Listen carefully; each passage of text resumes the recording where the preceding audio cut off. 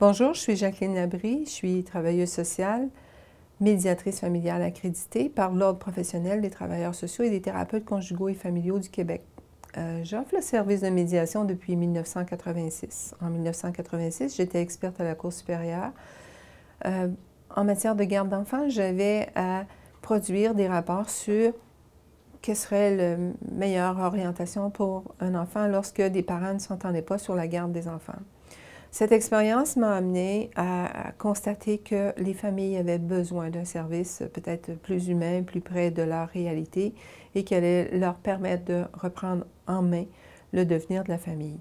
Qu'est-ce qu'on offre en médiation? C'est un lieu d'abord, un lieu d'échange, un accompagnement professionnel pour permettre aux parents de négocier entre eux l'organisation du temps de vie avec les enfants, le partage des responsabilités financières et le partage des biens qu'on doit nécessairement faire suite à la rupture. En 1997, le ministère de la Justice a adopté une loi favorisant la médiation pour régler les conséquences de la rupture.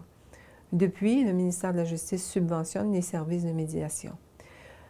À l'ensemble des familles québécoises, elles peuvent utiliser le service de médiation.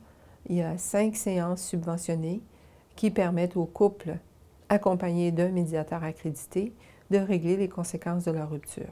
Ils peuvent aborder qu'est-ce que sera la réorganisation du temps de vie après la rupture, la réorganisation du temps de vie avec les enfants, bien entendu, quel sera le lien de chacun des parents avec les enfants et aussi le partage des responsabilités financières. Un sujet souvent très litigieux. On sait que l'argent, c'est le nerf de la guerre. Alors souvent en médiation, les gens arrivent en médiation, ils sont beaucoup sur position, particulièrement pour l'aspect financier. Et la médiation va permettre de démystifier toute cette dimension-là de leur rapport dans le futur et de mettre des règles autour du partage des relations à l'argent et des relations aux finances dans la famille, va permettre de résoudre une bonne partie de leurs conflits.